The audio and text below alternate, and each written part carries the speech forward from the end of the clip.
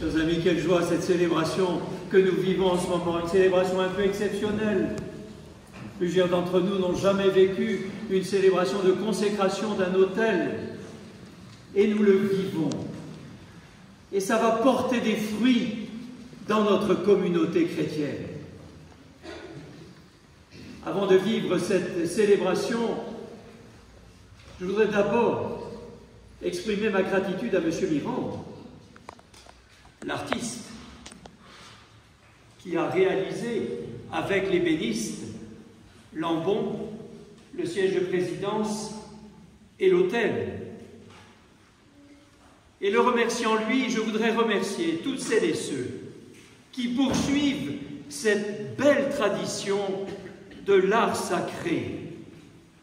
Remercier les artistes, les artisans d'art, les tailleurs de pierre, les maîtres verriers, les sculpteurs qui restaurent nos édifices religieux.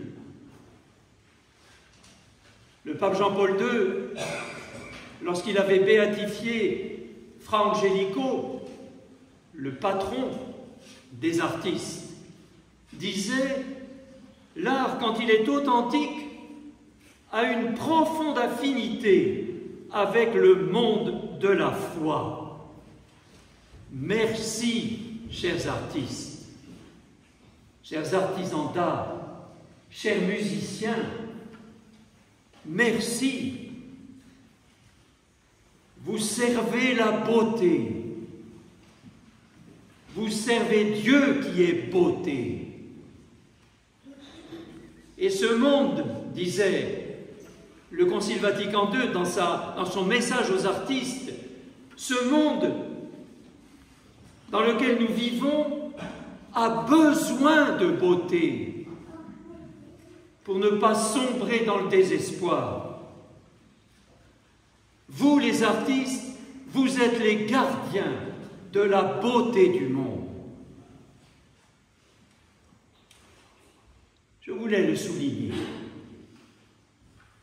parce que je sais trop les liens fructueux qui ont associé les artistes et les croyants dans l'histoire. Et nous poursuivons cette tradition. Elle est belle.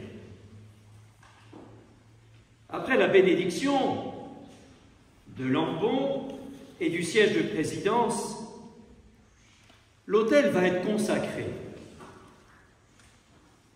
Une fois consacré, nous nous inclinerons devant l'autel. Car pour nous, croyants, il représente le Christ. Regardons-le, cet autel.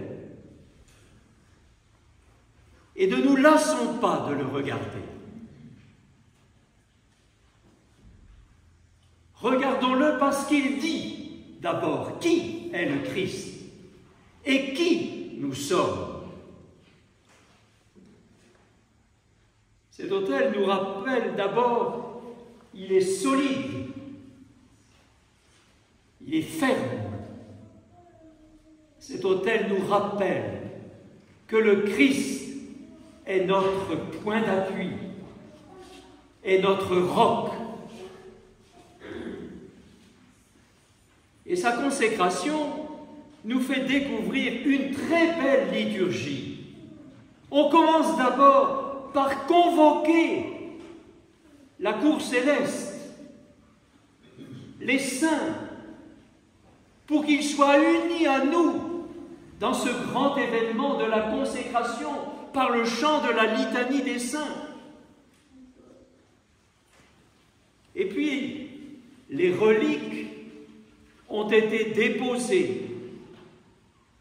On nous a dit qu'ils venaient de l'ancien autel. Mais elles ont été déposées, ces reliques, dans ce qu'on appelle le sépulcre, c'est-à-dire ce qui a été creusé dans l'autel pour accueillir les reliques. Sépulcre qui nous rappelle que Jésus a été enseveli avant de ressusciter et de se donner à nous aujourd'hui le vivant. C'est lui que nous allons célébrer sur l'autel. Et puis vont venir 5 onctions d'huile avant l'onction de toute la table.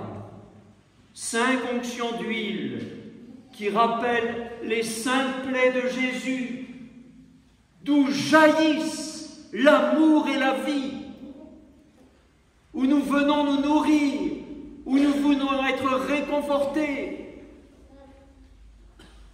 Puis des coupelles vont être déposées, des coupelles où vont brûler l'encens qui monte vers le ciel, signe de notre prière, qui de cet autel va monter vers Dieu. C'est la beauté de notre foi.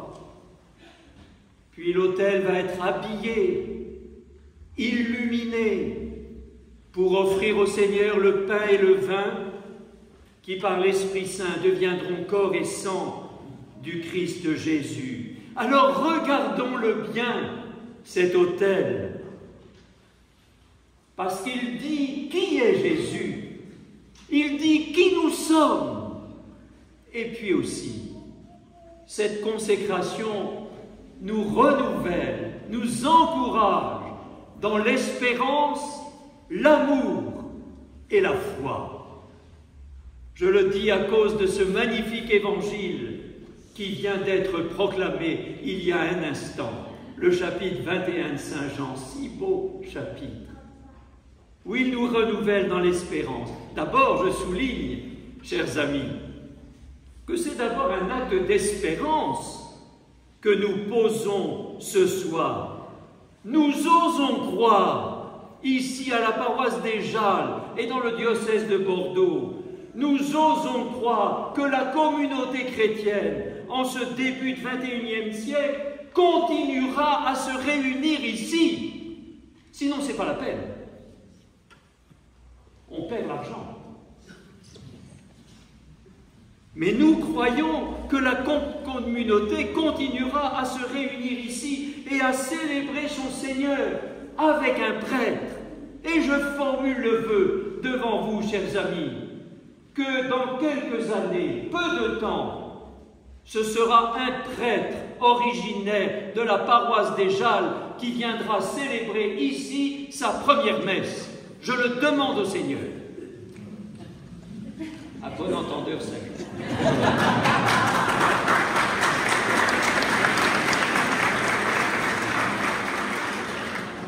Mais prolongeons un instant, restant dans l'espérance.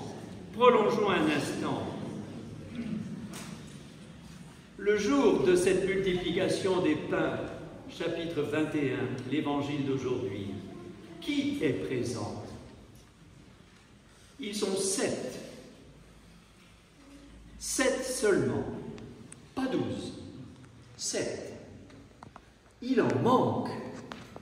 Il en manque. Mais voilà. Jésus prend la communauté telle qu'elle est. Il n'attend pas, il agit. Il agit même avec une communauté incomplète, même avec une communauté imparfaite. Il agit. Et c'est la tâche de Jésus ressuscité, que de réunir, que de reconstituer la communauté chrétienne, ici à Saint-Aubin et dans la paroisse des Jalles. Rappelons-le nous en regardant l'autel.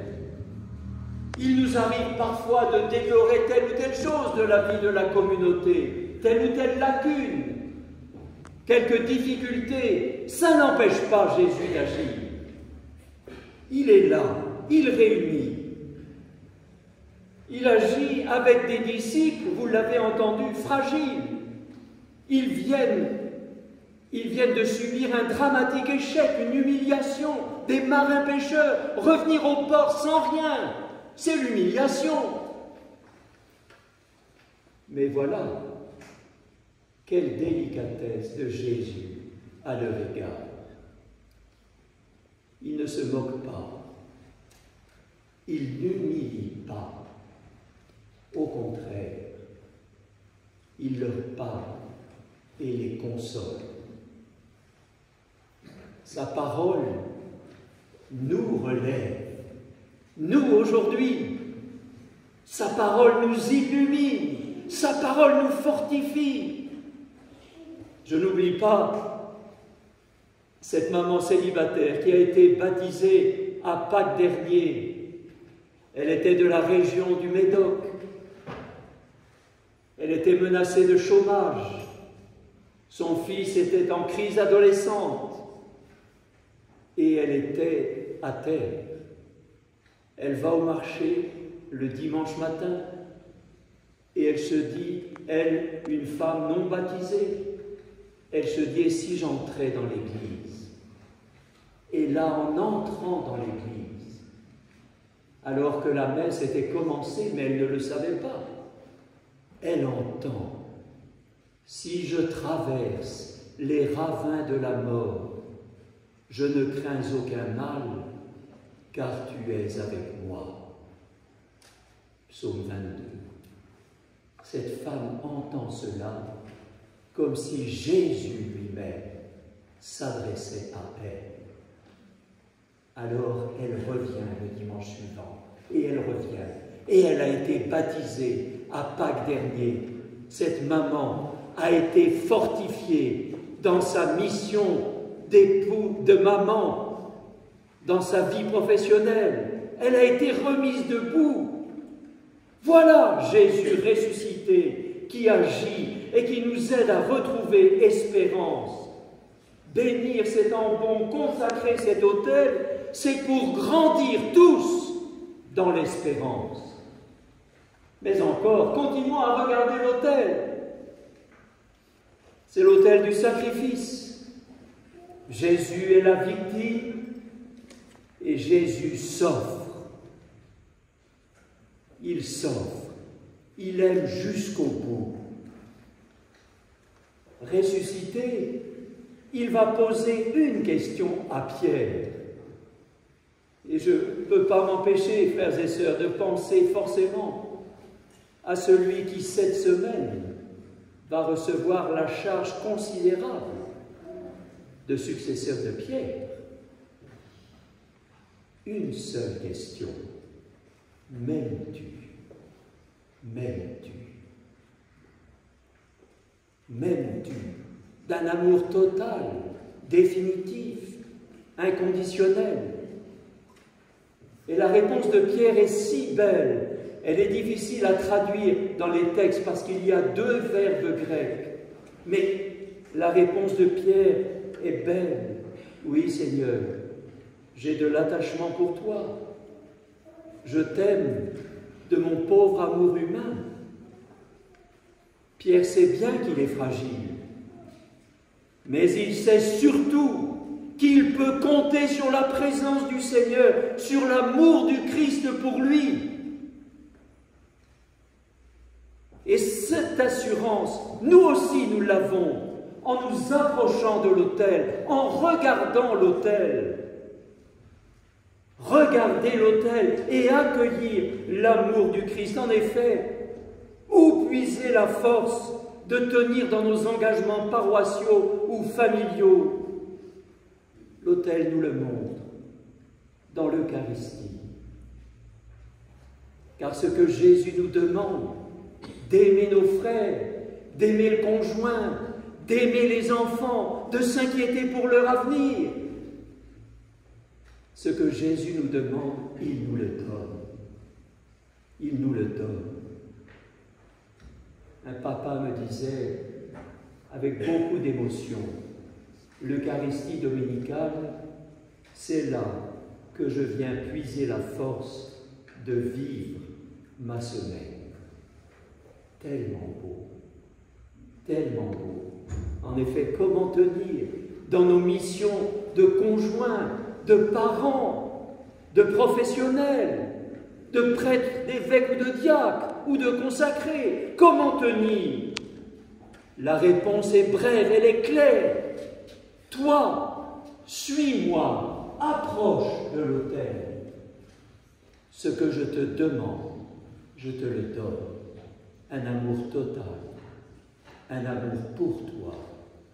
Quelle beauté, chers amis, de vivre cette consécration de l'autel.